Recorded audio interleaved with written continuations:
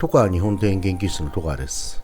今回は自宅の庭を移設しましたので、そちらの動画をお送りしたいと思います。自分がですね、若い頃から一番作りたかった動画でありまして、本当にいいものを作るっていうことがどれだけ大変かっていうことは今まで痛感させられました。私もね、今までいろんなね、しがらみがありましてね、接種の希望、そして予算の問題、なかなか本当にいいものを作るっていうのが叶わない時代になってきたと思います。私の作った庭がいい悪いは別としても、自分で本当に作りたい、本当にいいなと思う庭を作ったのがこちらの庭園でした。それを欲しいという方がおりましたので移築した次第です。その施工技術の動画をお送りしますので、今後ですね、この企画が次の若い世代の参考になれば幸いです。それでは解説いたします。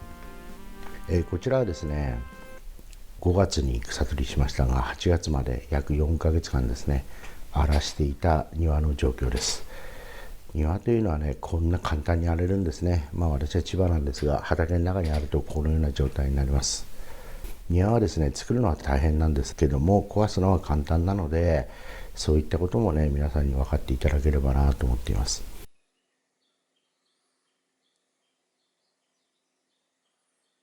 こちらは解体現場です。作るのは大変でしたけどね、壊すのは簡単ですね。石を洗いましてね、そして解体して移築のために石を移動しているところです。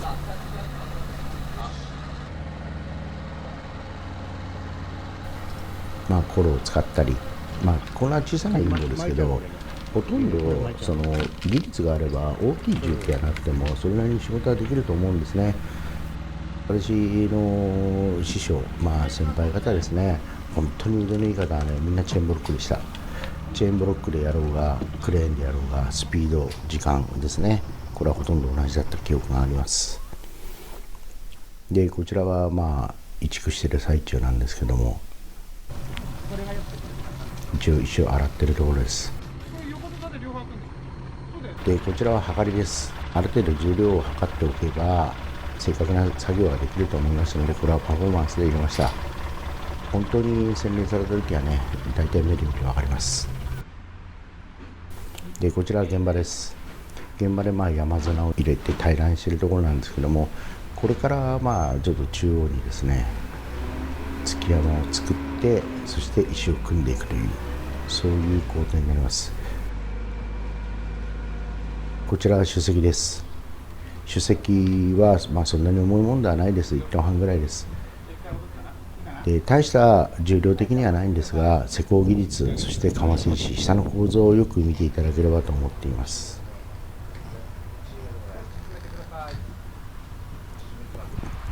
下にですね、これグリーシュ入れます。グリーシュ入れてタンパーで転圧しまして、その上に石を履かせます。板石ですね。そしてその上に乗せるという、そういう工法です。でこれからよく見ていただきたいのは、石は何度も何度も吊り上げたり、何度も何度も吊り直しをするということはありません。1回吊ったらほとんどそのままです。下にかませ石を入れまして、それで角度調整します。高さが出ればほとんどこれでできます。ですので、本当に腕のいい方はチェーンブロックでもスピードが変わらないということはこういうことなんですね。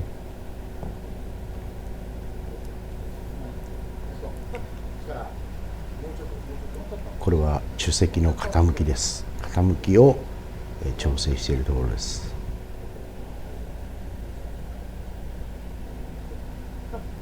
でかませ石をね打ち込みまして、でさらに角度を変えているところを、取っているところですね。よく見てください、この下の構造。これは固定円研究した方は皆さん知ってます。ほとんどこの下の構造を見てますんでね。主席が決まればですね、大体決まります。石っていうのはね。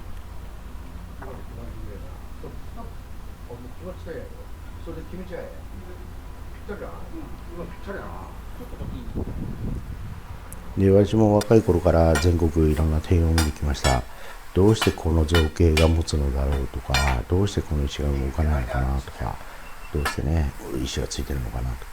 もちろん修復工事もしてます。近年ね、戦後だいぶ修復工事もされまして、固定もだいぶね修理されて治ってるところもあるんですが、やはり本質的なところはね変わらないと思います。でこちらは主石に添え石を添えているところです。とにかく主石が動かないようにするのが大事だと思いますね。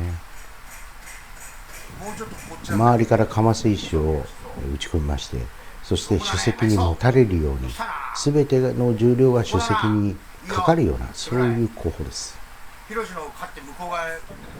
石垣や滝なんかの場合はね、下から組み上げて掘っていく工法が正しいやり方なんですが、こういった造形面を重視するときには主石を据えてから周りを据え付けるという、そういう工法をとってます。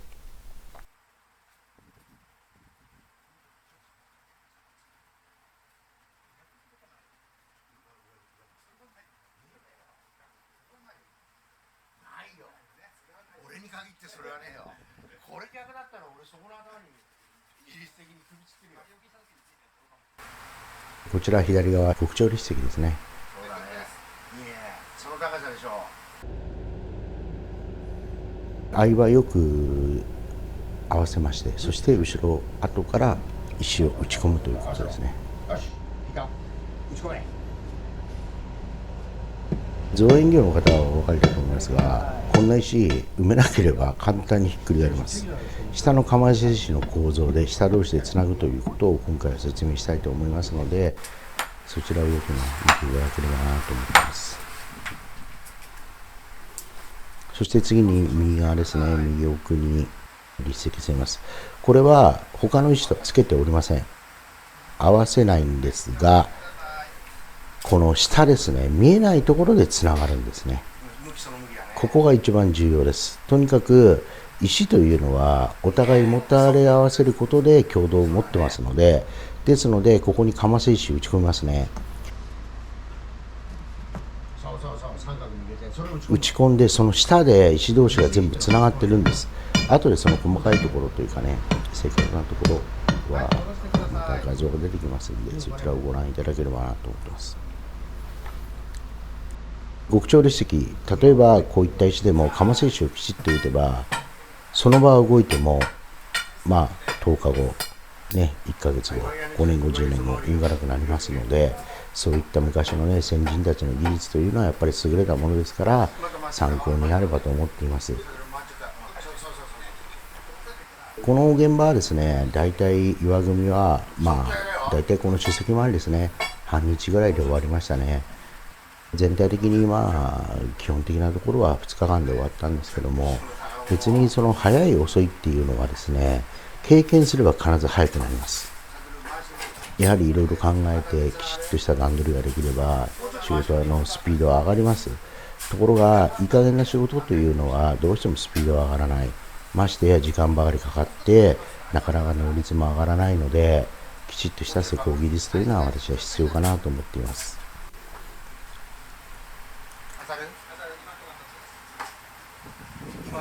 立石を周り演山石ですね、据えましたら、間に小さな石を据えて、そして強度を上げます。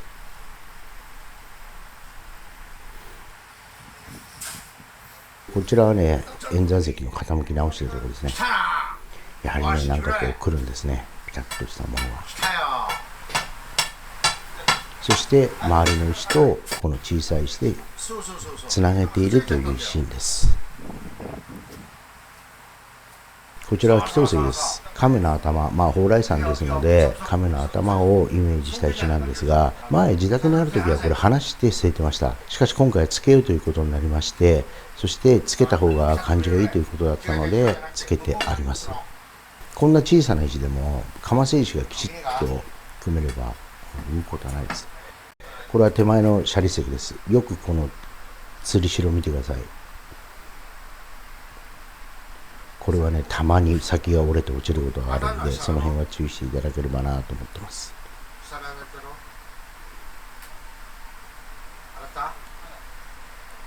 この斜立石ですね、ある程度やっぱり角度重要なんで、全体的にこれかませ石を打ってます。かませ石を打ちまして、その後微調整します。これ私自分でやってるんですよね。裸足でやってるからなんだこいつはと思うかもしれませんが、自分自身、今までいろんな仕事をやってですね、裸足が一番調子が良かったですね。感覚が戻るというか、何か本当にいいものを作りたいと思う時はいつも裸足でしたね。安全性よりもやっぱり精神性ですかね。そういったところです。でこちら下間にグリーシー詰めてます。そしてよく見てください。中でつながるんです。ここは見えないです。こちらも周りの位置が倒れないようにということで強度を上げているところです。固定の研究した方は多分分かると思います。もちろん固定の修工事をやった方もご存知だと思いますのでね、先人方から学んでいただければなと思います。こちらはタイムラプスです。基本的に段取りを見せてます。橋です。石橋を架けるシーンです。橋の下に台紙を据えまして、そして橋ばさみ石で仮に押さえる、橋沿い石なんて言いますけどね、そういったものをで仮に押さえて、そして最後に決めていく、相場を良くするということですね。それこそね、この橋ばさみ石、私もねたまに使う言葉なんですけどね、昔我々が若い頃は様式手法論というものがありました。すなわち大船員、大徳ですね。そこの大船員の橋のように薄い橋を低く据えるのは室町様式であると。そして前期式枯山水、後期式枯山水、応仁の乱以降ですね、両安寺だとか大船員なんかはもう後期式になるんですけども、そういったね教えがありましたね。これはもう忘れもしない、今でもね鮮明に覚えてますけど、初めて東京に出た時に日本庭園の勉強がしたいと思いましてね、それで東京行った時が大船員でしたね。話が初めてその講義の内容を聞いた時には、皆さんご存知のと、大徳寺を開山したのは宗長妙法ことね大東国師である。一応ご存知のように簡単に解説しますという話がありました。その時にね、それこそ木戸治具の方をついた南方上明、応答館一派の大王国師ですね。そして大王国師、大東国師、これはもう大徳寺を開山しました。応答館の館といえば妙心寺の観山延々ですから、そういうことをスラスラとみんな話をして、それをうんうんとうなずいてる時に、私が初めて行った時にはなんかお経の話でもしてるのかなと、何の話をしてるのか全く分かりませんでしたね。しかしその当時の先人の方々、もう亡くなった方、引退された方多かったんですが、本当に勤勉でしたね。もう分かってもないのに分かったようなことが言えないっていうのは今でもよく覚えてます。そういった教えの中でこういった造形が自分では身についたんではないかなと思います。本当にはったりいかないなと思ったエピソードがいくつかありますので、ちょっとお話ししてみましょうかね。予報物、四方物の長寿鉢。お茶人は死という言葉を受けられるので、予報物っていいんですよねって言ったら言われましたね。じゃあ四天王は四天王って呼ばなきゃいけませんねって。キリシタン道路、織部道路ですね。織部道路のキリシタン道路の話で、キリシタンですよねって言ったら、古田織部とね、キリシタンなんて全く関係ないと言い出したのは明治の頃の、その当時の郷土史家が勝手に言い出して否定したのも郷土史家だったと。すなわちその頃から本当に厳しい教えの中ではったりが効かないなっていう世界がありました。今はね、もう何でもスマホで調べてね、全てね分かるでもないのに分かったような気になる時代になっていますが、その当時ですね、厳しい先人方といいますかね、その方々のお話がとてもね、今でも自分には役に立っております。様式手法論もね、これ結論言うと、もう今は出土品なんです。25年がもう25年になりますかね、前から出土品、すなわち地面の下から出てきた陶器類、瓦、陶器、茶碗だとかね、お椀だとか、ああいう焼き物ですよね。その時代鑑定がものすごく正確になりました。ですので、今は様式手法論なんて言いましてね、この時代はこういう石の組み方だとか、こういうこの時代はこの地割りだっていう、そういうものはあまり受け入れられない時代になると思うんですが、本質的なものっていうのは変わらないと思うんですよね。でなぜかというと、私らの先輩方、先人ね、師匠みんな言ってました。時代が変わろうが何しようが、いいものはいい、悪いものは悪い。江戸時代だろうが明治だろうが、古くてもいいものはいいけど悪いものは悪いって、そういう教えがありましたね。ですのでそういう教えの中で自分もこういうものを確立していったような気がします。でこちらね、ちょっと橋を架けているところなんですけどもね、あとでまたちょっとね石造美術の話なんかもしたいなと思ってますけども、で本当に仕事に関しては妥協しませんでしたね。もういいんじゃないですかって、もうこのぐらいでいいですよって、そういうものはなかったですね。とにかくもういいか悪いか2つに1つ、いい加減な仕事やるぐらいだったらやるなと、そういう教えがありましたね。今思えばね懐かしいなと思ってますけども、幸いにも今はね SNS なんてありまして、全国ね本物を追求する方々とつながれるようになったんで、そういう点ではねいい面もあるとは思いますね。こちらはねタイムラプスの最後の方でちょっと橋ばさみ石を据えてるんですけども、変えてるところも多々あります。後のタイムラプスのところで赤道美術の話しようかなと思ってますけども、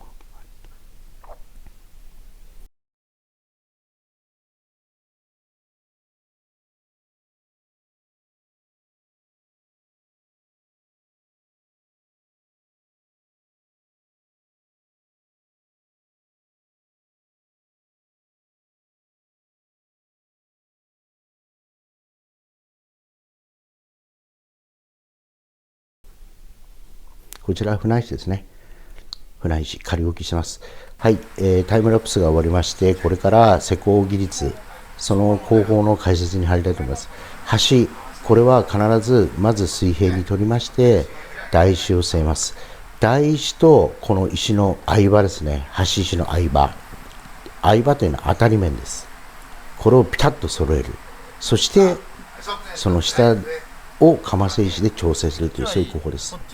ちょっと隙間があるの分かりますか。これ隙間があるんですね、少し。でそこをのみで叩く、これ一種のパフォーマンスです。実際にはね大した量じゃなかったんでビシャンでやりました。ビシャンかけて平らにしましてね、そして当たり面を良くして後からこのかませ石で調整する。私ね全国の古典ねいろいろ見てきましたけど、これは後の修理もあります。だいぶ修理あります。ところが本当に洗練されたところはね、この裏側ですね、見えないところ、ここがねピタッと合ってました。でこちらは橋場さみ石なんですが、仮置きして動かないようにした後に相場を合わせて、そしてかませ石を打ち込みます。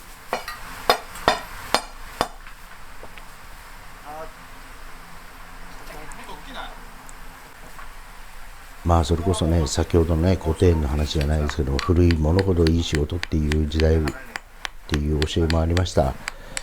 しかしですね、私はいつの時代でもどこの世界にもやっぱり本当に洗練された仕事をする人っていると思うんですね。ですので古いからいいというそういう考え方ではなくて、新しい時代にもやっぱりそういう人はいますからね。ですのでそういったことも頭に入れておきたいなと思います。ただ確かにね、これはっきり言えることは現代人は横着です。やることになることすべて楽してお金になるっていう方向にね行ってるのは、これはもう間違いなく確かです。ですのでね、やっぱり危険を顧みずにこういった日本の伝統文化を守っていただける方がいればなと思っています。でこちら、橋場さみ石、お施主さんの希望で、私もちょっと希望がありましたね。あまりいい石ではなかったんで、これを据え直します。よく見てください。この下で石同士全部つながってるんです。ですので動かない、そういう工法ですね。この技術はね茨城の方です。習ったのは茨城の方から私教えていただきました。茨城の2人組の方ですね。本当に腕のいい方で、私も1年ちょっとそこでお世話になりましたけどね、洗練された仕事っていうのはやっぱりねどこにでもいるんだなっていう、そういうことを学びましたね。はい、こちらはまたタイムラプスです。で先ほどの話でねちょっと石を組むところを余談で見ていただければなと思っていますが、本当の意味で言うと私は灯籠蝶子鉢、これ大好きです。なぜ灯籠蝶子鉢を入れないかと言いますと、いいものが手に入らないからです。今回はね、記念すべき本当に自分が作りたい動画なんで、歯に衣を着せずに正直に言おうと思ってます。戦後ですね、本当に大家の先生方、本物の一流の庭師の方、これ全員同じことを言ってます、書いてます。日本庭園の良さというのはですね、簡単だと、見分けるのはと。灯籠蝶子鉢見れば分かるんだと。確かにそうなんですよ。どれだけの名品の灯籠が入ってるか、どれだけ立派な蝶子鉢が据えてあるか、これで庭の良し悪しは分かると。灯籠蝶子鉢、そういった石造美術、これはもう人工的なものですから、自然のものではないですね。もちろん。木が自然にきれいになるわけではない。そこには人工の力があります。それの良し悪しで庭の良し悪しが決まる。これは本質ですね。ですので日本庭園をね、自然風だっていう考え方もあります。確かに自然風です。この解釈についてはもう枚挙にいとまがないので、ここのお話は割愛しますが、緑の美しさ、紅葉の美しさ、これは日本庭園の良さではないです。間違いなく。これは確信持っています。日本人が作るこの日本庭園というのはそんな程度の低いものではありません。やはり人が造形を作る。そしてその造形、根幹は岩組みですよね。石はこれははったり効かないんで、もみじの紅葉が美しいものがそこにしだれたからいい日本庭園ではないという、そういう本質ですね。そういうところを理解していただければなと思っています。で、こちら演山石と別の石です。最後にですね、この台石ですね、ゴミがたまらないように、つくばい風の岩組みの下は台石で抜いてゴミがたまらない構造にしております。この下の構造につきましては、今回動画ありません。将来的にですね、こういう若い方々がその動画を上げていただければなと思っています。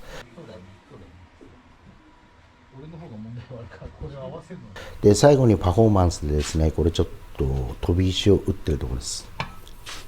周りのモルタルは最終的に隠すんですが、これ一種のパフォーマンスです。